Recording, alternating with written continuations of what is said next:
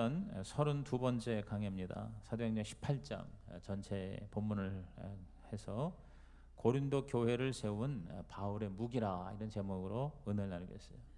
이제 아테네에서 아덴이라고 그랬죠. 아주 힘들었던 이 바울은 고린도로 옮겨요. 그래서 이 고린도에서 잠깐씩 머물던 선교 여행과 달리 처음으로 장기 체류를 합니다. 1년 6개월 동안 이 고린도 교회에 머무르면서 거기서 교회를 세우고 또 영적인 힘을 축적을 합니다. 이 고린도에서도 바울은 유대인들에게 역시 핍박을 받아요. 심한 박해를 받지만 그러나 1년 6개월 동안 버팁니다. 그러나 유대인의 박해로 더 이상 머물기 어려워서 바울은 이 고린도를 떠나서 겐그레아, 에베소, 가이사라, 예루살렘을 거쳐서 수리아, 안디옥에 도착을 하게 되고, 그래서 이른바 2차 선교 여행을 마무리합니다. 그래서 여러분에게 나눠드린 그 지도를 보고 이 지명을 항상 익히세요. 그래서 바울이 1차, 2차, 3차 선교 여행을 한 지명을 따라가면서 사도행전을 읽으면 그 2000년 전에 하나님의 역사가 우리 가운데 재현이 될 수가 있을 것입니다. 아무리 어렵고 힘들어도 쉬지 않고 지치지 않게 복음을 전하는 바울의 비결이 무엇일까? 사실 바울은 계속 할수록 더 험난한 선교 사역을 감당하면서도 불구하고 절대 물러서지 않았어요. 치열하게 아주 진지하게 뜨거운 열정을 계속해서 불태웠어요. 그래서 최고의 하이라이트, 최고의 절정에 이르렀을 때 그때 순교합니다. 그래서 로마에서 처형을 당해요. 원래 십자가에 처형을 당하기로 되어 있었지만 바울은 로마 시민권자입니다. 그래서 로마 시민권자에게는 십자가 처형을 하지 않게 되는 게 그 당시의 법이었어요. 그래서 이른바 참수를 당합니다. 그래서 바울이 목이 떨어질 때 그 머리가 3번 팅팅팅 튕기면서 거기에 핏자국을 남겼대요. 그래서 그것을 기념해서 여러분이 이제 성지순례를 가면 로마에 가면 바울 기념 교회가 있어요. 근데 그 바울이 머리가 떨어진 곳에서 샘이 터져서 지금도 가면 거기 이제 샘이 이렇게 솟아오르는 그런 기념 교회가 있습니다. 그러니까 사도 바울은 가장 최고의 사역의 정점에서 깨끗하게 순교를 하고 하늘나라로 올라갔었어요. 우리가 오래 사는 것이 다 우리의 소원인데 오래 사는 것보다 더 중요한 건 우리 하나님 앞에 예수님처럼 바울처럼 우리를 이 땅에 보내신 목적을 다 이루는 삶을 사는 것이에요. 짧게 살든 또 오래 살든 사는 것이 중요한 게 아니죠. 단지 그저 먹고 싸고 그러다가 세월 90, 100 살았다. 그게 무슨 의미가 있겠어요? 진짜 하나님께서 나에게 주신 사명, 그것이 다른 사람 볼 때 크든 작든 하나님이 나에게만 주신 그 미션을 예수님처럼 다 이루었습니다. 이루고 하나님 앞에 가는 진짜 성공적인 인생 사는 저와 여러분 되기를 주의 이름으로 축원합니다. 그것은 바울 같은 또 빌리그레함 같은 그런 위대하고 유명한 사람만 그렇게 사는 게 아닙니다. 이름 없이 빛도 없이 정말 아무도 알아주지 않는 삶을 살더라도 다 하나님의 미션을 가지고 이 땅에 태어났어요. 그 하나님이 주신 삶의 목적과 사명, 그것이 미완성이 아니라 하나님 앞에 다 온전히 이루는 이런 삶이 바로 바울의 모습이에요. 그럼 바울이 이렇게 지칠 줄 모르게 열정적으로 하나님 주신 이 이방인의 사도로서 없는 곳에 교회를 세우는 놀라운 사역을 감당한 그의 무기가 뭐였을까? 그가 그렇게 할 수 있었던 비결이 뭘까? 첫째가 뭐냐면 동역자예요. 동역자의 무기. 시작. 동역자의 무기. 이 고린도 교회를 세울 때에 바울은 놀라운 동역의 도움을 받아요.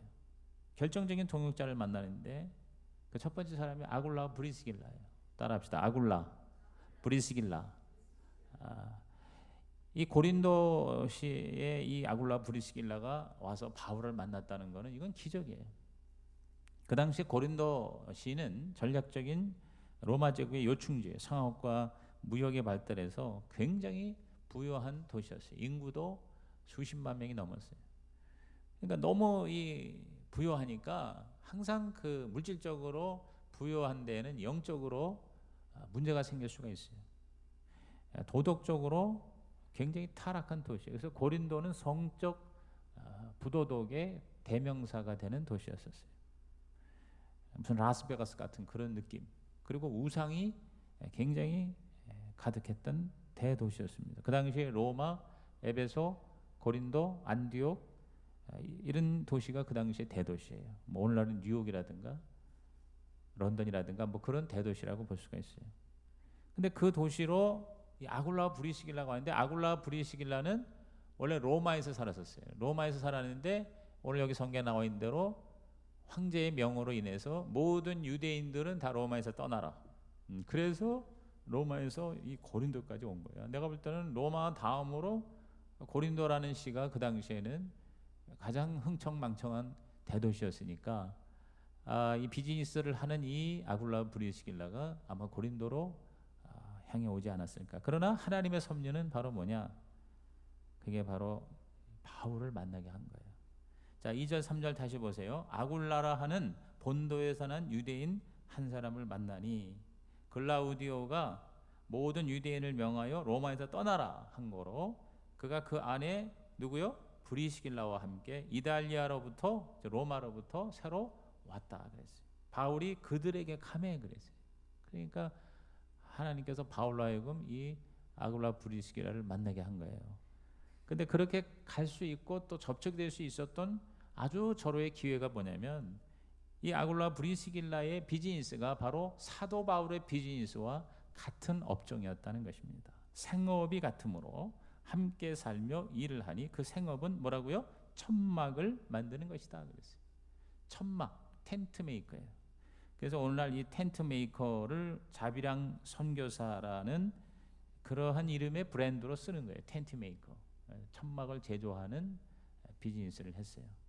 그 말은 뭐냐면 평일날에는 일을 해서 돈을 벌고, 그리고 그 돈을 가지고 먹고 살면서 자비량으로 어떤 그 페이를 받지 않으면서 교회를 세웠다. 고린도 교회가 아직 세워지기 전이니까 바울이 자기가 돈을 벌어서 자기 삶을 영위해 가면서 사역을 한 거죠. 이 아굴라 브리스길라는 바울이 가장 아끼고 가깝게 지내면서 서로 사랑했던 충성되고 헌신된 평신도 부부 동역자입니다. 아굴라는 본도 태생의 유대인으로서 그 아굴라라는 뜻이 독수리라는 뜻이에요. 독수리. 그러니까 굉장히 그 이름이 시사하는 바가 있죠. 브리스길라 그 아내는 로마의 명문 가문 출신의 딸로서 이 아굴라의 천막 짓는 기술과 이 브리스길라의 부와 재물이 결합한 부부로서 신약의 가장 아름다운 크리스찬 부부로 알려져 있습니다. 그래서 이 바울은 아굴라 브리스길라를 굉장히 의지했어요. 그리고 도움을 많이 받고 평생 아굴라 브리스길라를 가장 가깝게 사랑을 했습니다. 일종의 그 사도 바울 목회의 재정적 후원자로서 아굴라 브리스길라는 끝까지 충성했습니다. 그래서 이제 바울이 서신을 쓸 때 마지막 부분에 주로 그 자기 사랑하는 동역자들 또는 성도들에게 문안 인사를 합니다. 그럴 때 그 명단이 올라오는데 가장 많이 올라온 사람 중에 하나가 아굴라 브리스길라 부부입니다. 예를 들어서 우리 로마서 한번 보세요. 여러분 성경 찾아보세요. 로마서 마지막 장 16장에 보면 거기 문안 인사하는 바울의 글들이 있어요. 근데 그 중에 21절에 보면은 거기 16장 21절에 나의 동역자 디모데와 하면서 이게 나오잖아요. 근데 그 전에 3절 보십시오. 16장 3절. 로마서 16장 3절. 자, 성경 찾아보세요. 자, 뭐라고 나와 있죠? 너희는 그리스도 예수 안에서 나의 동역자들인 브리스가와 아굴라에게 문안하라 그랬어요. 자, 아굴라와 브리스길라 부부예요. 근데 여기는 브리스가 아내 이름을 먼저 썼죠. 그러면서 4절에 뭐라고 했어요? 그들은 내 목숨을 위하여 자기들의 목까지도 내놓았나니 그랬어요. 그러니까 아굴라 브리스길라가 얼마나 바울을 위해서 헌신했는지, 나뿐 아니라 이방인의 모든 교회도 그들에게 감사한다. 그러니까 엄청난 후원을 한 거예요. 아주 그냥 목숨 걸고 바울 목회의 후원자가 됐잖아요. 그러면 또 5절에 또 저희 집에 있는 교회에도 문안하라. 그러니까 집을 교회로 내놨어요. 그러니까 아굴라 브리스길라는 자기 집을 개척 교회 예배 자리로 내놓은 거예요. 그러면서 쭉 그 다음에 이제 문안하는 얘기들이 나오잖아요. 여기만 있는 게 아니에요.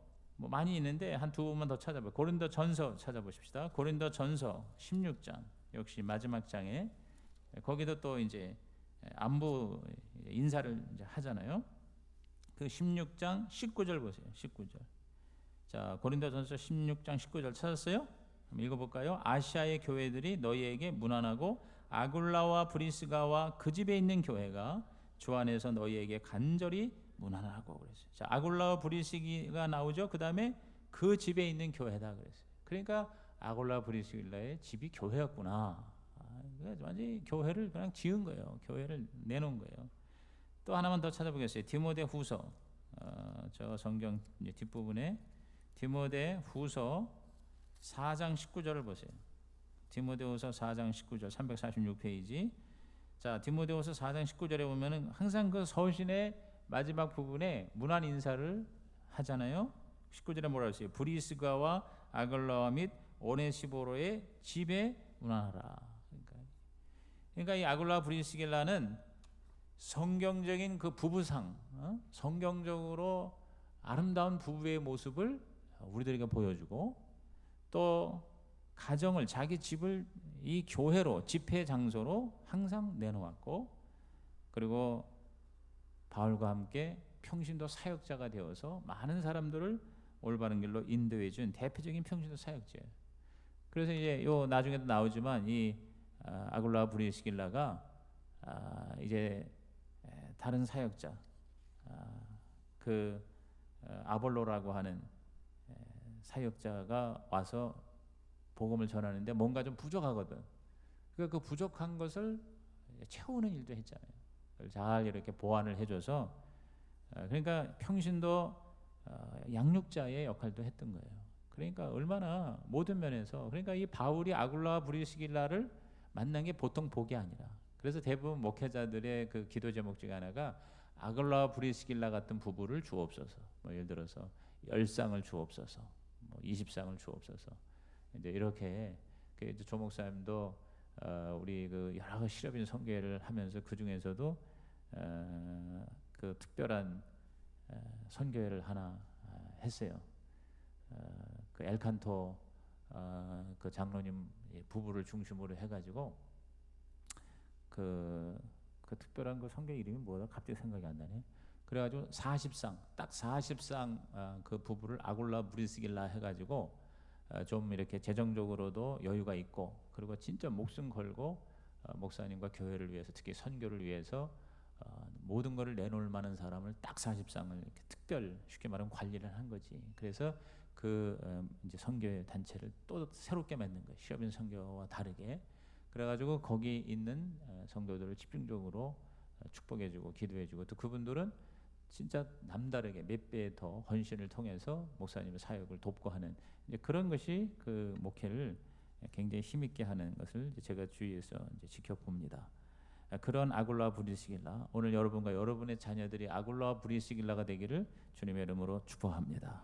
근데 아굴라 브리스길라라고 하는 평신도 동역자도 있었지만 또 목회자 동역자도 훌륭한 동역자가 바울에게 있었기 때문에 바울은 위대한 무기를 가진 거예요.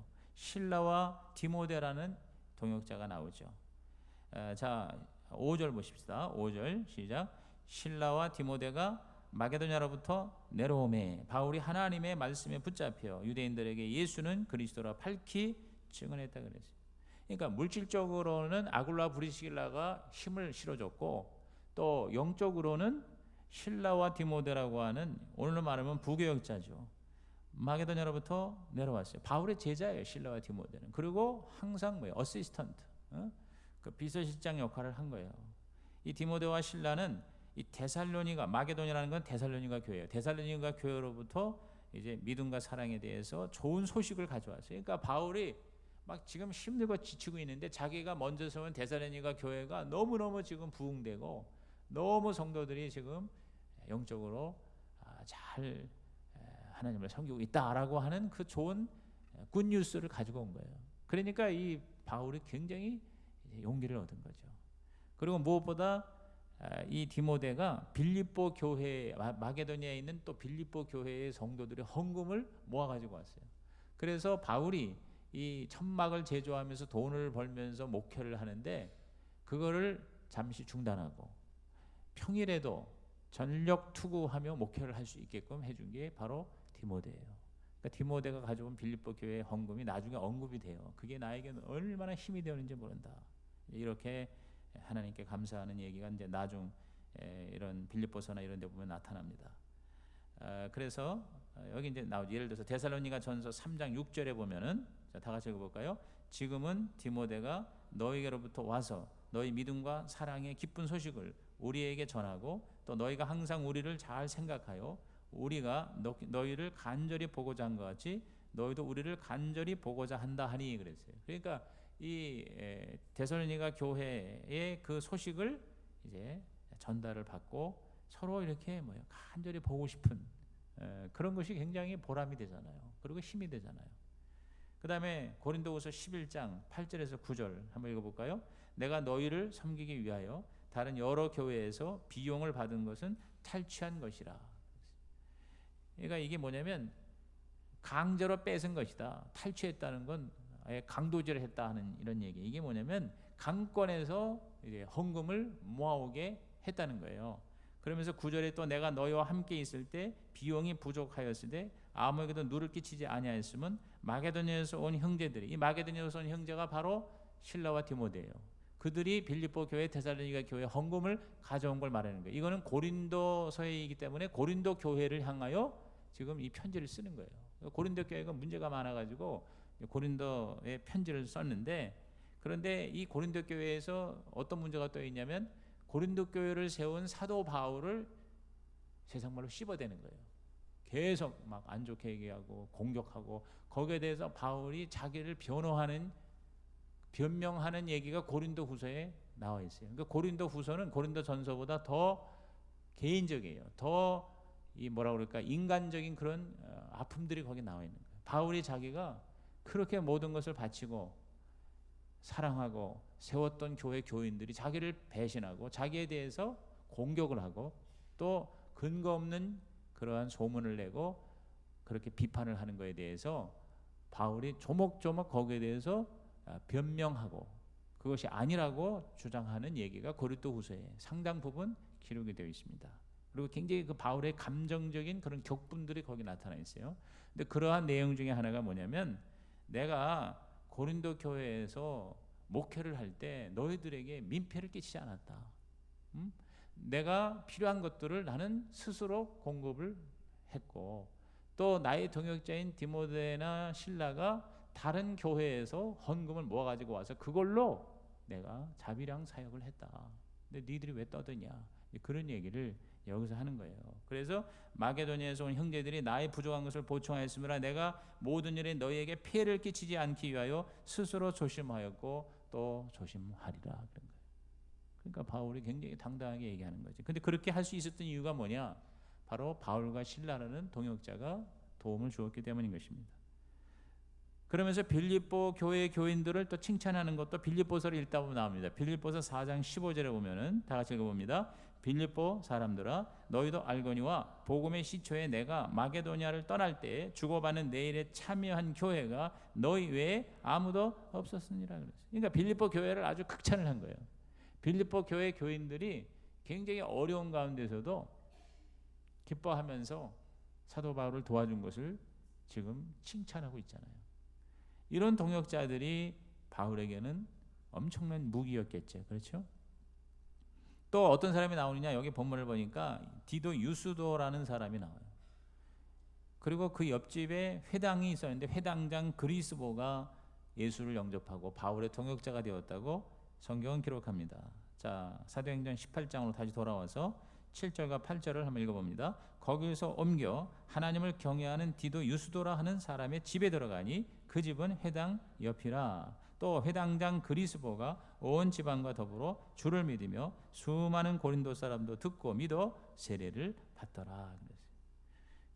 그러니까 디도 유스도라 하는 사람의 집에 들어갔다는 것은 그 집을 또 뭐냐면 집회 장소로 쓴 거예요. 그리고 바로 옆에 있는 회당도 회당장이 예수를 믿게 되고 바울을 따르게 되니까 회당을 또 마음대로 쓸 수가 있게 된 거예요. 그래서 믿지 않은 사람의 유대인들은 회당에서 말씀을 전하고, 또 믿은 사람들을 이런 아굴라 브리스길라 집이나 또 여기 나오는 디도 유스도라고 하는 집에서 이제 목회를 하게 된 거죠. 그리고 또 다른 회당장 소스데네라는 사람도 나옵니다. 자, 18장 17절 읽어볼까요? 모든 사람이 회당장 소스데네를 잡아 법정 앞에서 때리되 갈리오가 이 일을 상관하지 아니하니라 그랬어요. 그러니까 또 이제 복음을 전하는 이 바울을 시기해서 유대인들이 끌어다가 막 잡아다가 또 그 총독 앞에 데리고 가고 하는 그 상황에서 이 소스데네라고 하는 또 다른 회당장도 이제 결국은 이제 총독이 그 관여하지 않으니까, 그리고 또 바울은 피신했으니까 이 회당장 소스데네를 잡아가지고 때렸다, 그렇게 나와 있어요. 그러니까 이게 바로 뭐냐면 바울이 당할 일을 대신 당해준 거예요. 그러니까 바울의 동역자가 된 거예요. 바울이 바울 될 수 있었던 건 절대 혼자가 아니라 바로 이렇게 전심전력 도와주고 섬겨주고 대신 고통을 겪어준 동역자들이 있었기 때문이다. 에베소에서는 또 한 사람이 나오는데 아볼로라는 사람이 나옵니다. 이 아볼로라는 사람에 대해서 자 24절부터 28절까지 이렇게 얘기하죠. 알렉산드리아에서 난 아볼로라 하는 유대인이 에베소에 이르니 이 사람은 언변이 좋고 성경에 능통한 자다. 그가 일찍이 주의 도를 배워 열심히 예수에 가는 것을 자세히 말하며 가르치나 요한의 세례만 알따름이라. 그가 회당에서 담대히 말하기 시작하거늘 브리스길라와 아굴라가, 자 이제 바울의 동역자 브리스길라 아굴라가 단지 돈만 벌어서 후원하는 정도가 아니라 그들이 바울의 제자가 되어서 하나님의 말씀을 잘 아니까 그 아는 것을 가지고 좀 시원찮게 알고 있는 이 아볼로라는 친구를 데려다가 하나님의 도를 더 정확하게 풀어 이르더라. 27절 아볼로가 아가야로 건너가고자 하므로 형제들이 그를 격려하며 제자들에게 편지를 써서 영접하라 하였더니 그가 감에 은혜로 말미암아 믿은 자들에게 많은 유익을 주니 이는 성경으로서 예수는 그리스도라고 증언하여 공중 앞에서 힘있게 유대인의 말을 이기미러라 그랬어요. 와서 아볼로를 양육해 줄 뿐만 아니라 그 사람을 또 추천을 해서 아볼로가 가는 곳에 있는 그리스도인들이 그를 영접하게 하고, 그래서 그의 은사를 발휘하기 위해서 가는 곳마다 하나님의 사역을 힘있게 했다 그랬어요. 여기서 우리가 깨달은 게 뭐냐면 이 아볼로라는 사람은 사실은 좀 부족한 거예요. 제대로 알지도 못하는 거예요. 그러나 그럼에도 불구하고 열정이 있었어요. 그래서 열심히 예수의 도를 전하는데 보니까 이게 부족한 거예요. 아굴라 브리스길라가 봐도 괜찮은 거예요. 바울은 둘째치고라도 바울의 평신도 제자인 아굴라 브리스길라가 보니까 안 되겠다 싶어서 그 사람을 올바른 길로 인도하면서 하나님의 도를 더 정확하게 풀어서 이른바 이제 개인 양육을 해준 거예요. 그래서 아볼로가 제대로 가서 복음을 전하고 말씀을 가르치도록 그렇게 도왔다. 그래서 저는 여기서 두 가지를 깨닫는 거예요. 첫째가 뭐냐면 우리가 평신도 양육자로서 다른 사람을 얼마든지 우리들이 세울 수 있구나. 사람을 세워주는 사람이 되자.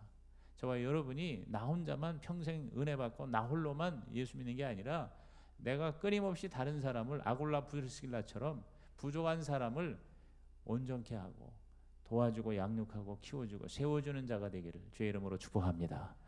또 한 가지 여기서 깨달은 게 뭐냐면 아볼로를 통해서 은혜를 받는 거예요. 아볼로는 여러 가지로 부족했어요. 현찮았어요. 그러나 부족함에도 불구하고 열정을 가지고 예수의 이름을 전하니까 하나님이 옆에서 도와주셨더라 그 말이에요.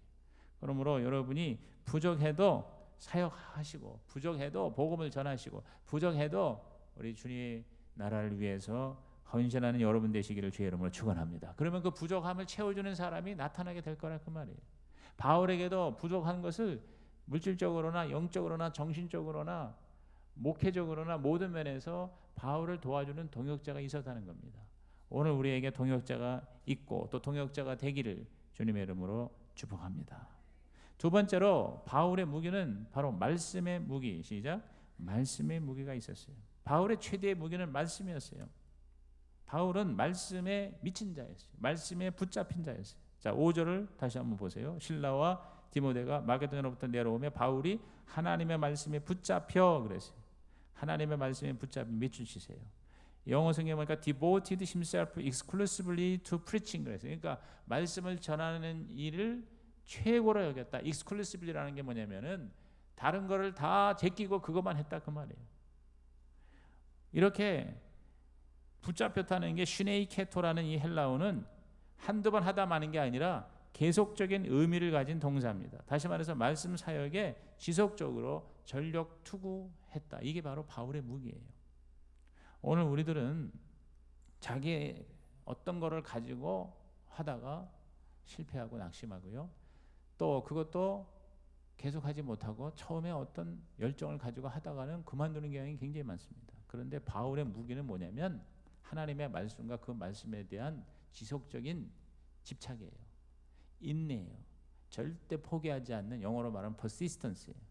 즉 끝까지 물고 늘어지는 그러한 집념이 바로 바울의 무기가 되었다. 오늘 여러분이요 부족하더라도 부족한 상태이지만 그러나 끝까지 계속하는 것이 여러분을 결국은 이기게 할 줄로 믿는 것입니다. 그래서 바울은 가는 곳마다 하나님의 말씀을 전하고 가르치는 것을 최우선으로 삼았어요. 이것이 바로 바울의 무기예요. 자, 오늘 18장만 가지고도 한번 다시 그 모습을 확인할 수 있습니다. 4절 보세요. 안식일마다 바울이 회당에서 뭘 했다? 강론하고 유대인과 헬라인을 뭐 했다? 권면했다 그랬어요. 안식일마다 가서 회당에서 말씀을 가르쳤어요. 11절 보세요. 1년 6개월을 머물며 그들 가운데서 하나님의 말씀을 가르쳤다 그랬어요. 그러니까 뭐 열매가 있고 없고 그건 둘째 떠나고 그냥 하는 거예요. 계속 말씀을 가르치는 거예요. 그걸 받아들이는 사람도 있고 그거를 거부하는 사람도 가는 곳마다 있었어요. 지금 여기서도 그렇게 나타나잖아요. 가는 곳마다 사도 바울의 말씀을 받아들이는 사람이 있고 거부하는 사람이 있어요. 절대로 100% 받아들인다는 것은 불가능해요. 인도 반대자가 있었잖아요. 그러므로 여러분이 하나님의 말씀을 다른 사람에게 가르치고 전할 때 100%다 그거를 들을 거라고 생각하면 그것은 착각이다. 내가 무슨 예수님, 내가 무슨 바울보다 더 위대한 자가 아닌데 그렇게 생각하고 여러분이 스스로 위로를 받기를 주의 이름으로 부탁합니다. 자, 19절도 보면 에베소에 와서 그들을 거기에 머물게 하고 자기는 회당에 들어가서 유대인들과 변론을 했다 그랬어요. 회당에 또 쫓아간 거야. 이게 못 말리는 거지 쉽게 말하면. 이게 왜 그래? 말씀에 붙잡혔기 때문에. 따라합시다. 말씀에 붙잡히자.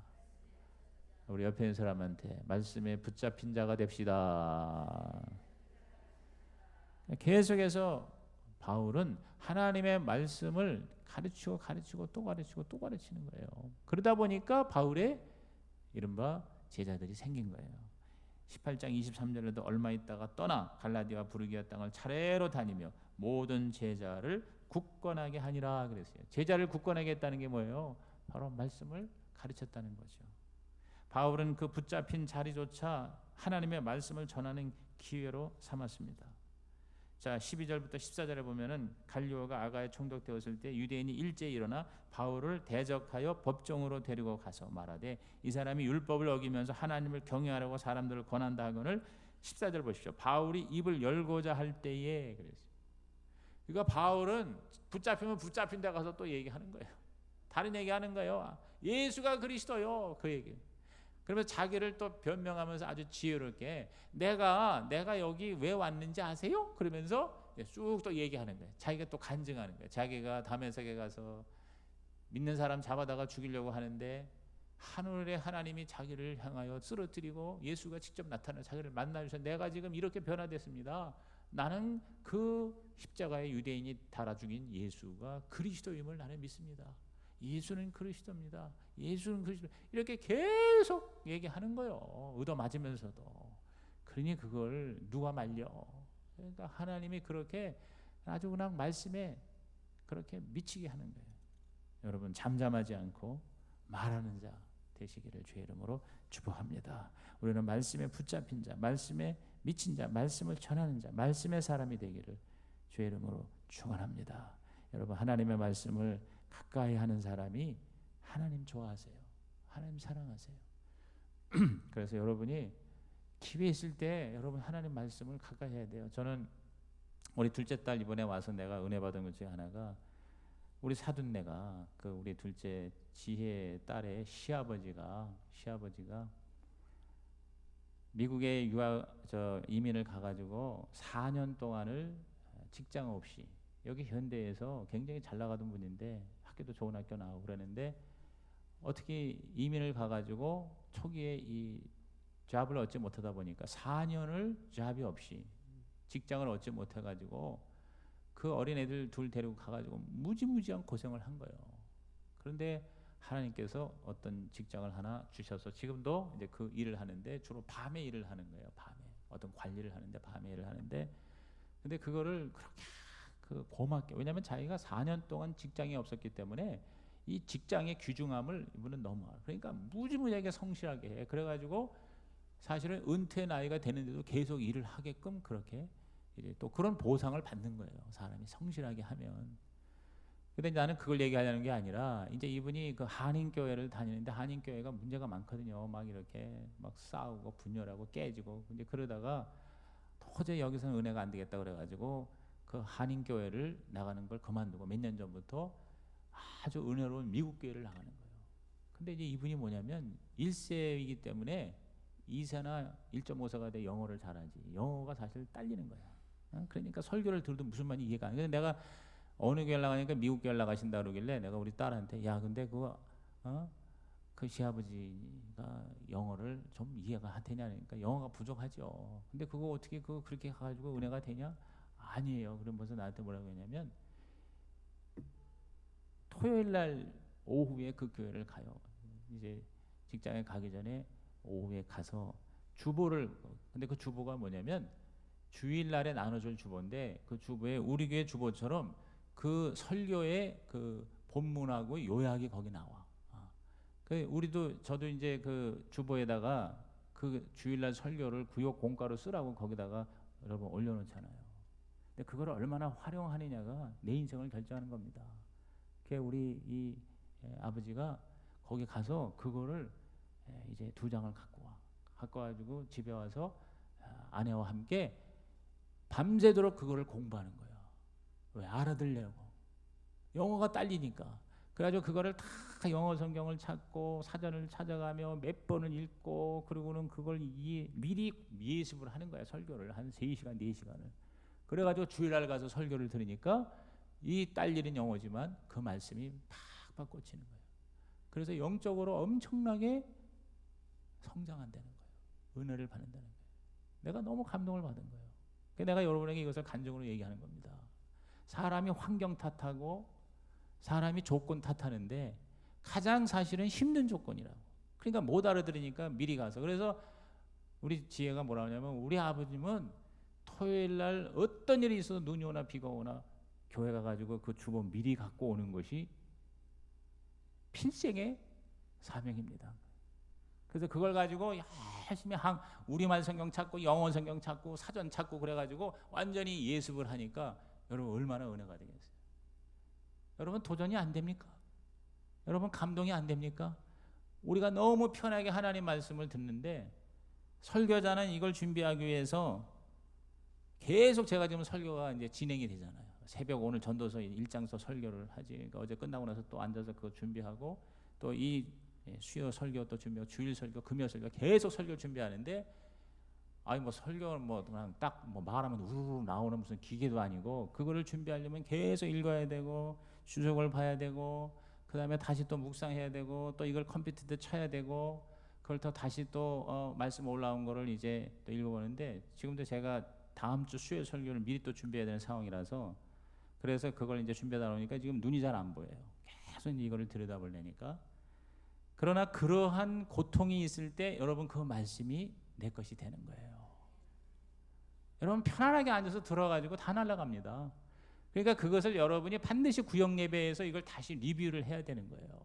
그걸 다시 구역 예배에서 다시 찾아보고 하는 그것이 불편하고 그것이 어떻게 보면은 좀 힘들어도 그렇게 말씀을 가지고 또 보고 그걸 가지고 내 걸로 만들 때 말씀이 육신이 돼 우리 가운데 거하심에 독생자의 예수의 영광이 나타나고 은혜와 진리가 충만하게 될 줄로 믿는 것입니다.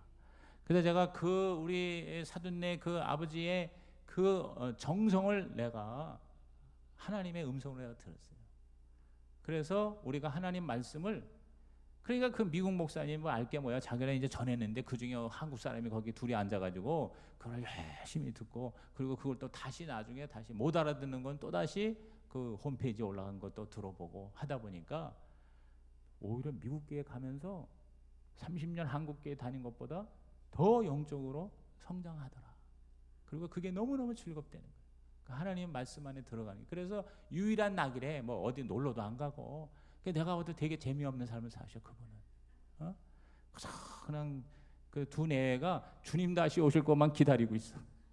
그리고 그 하나님 말씀 그걸로 뭐 어디 뭐 놀러 가고 뭐 어디 또 뭐 나는 자전거나 타지 그분은 자전거도 안 타고. 그리고 뭐 애들하고 어디 가서 외식하는 것도 별로 그렇대요.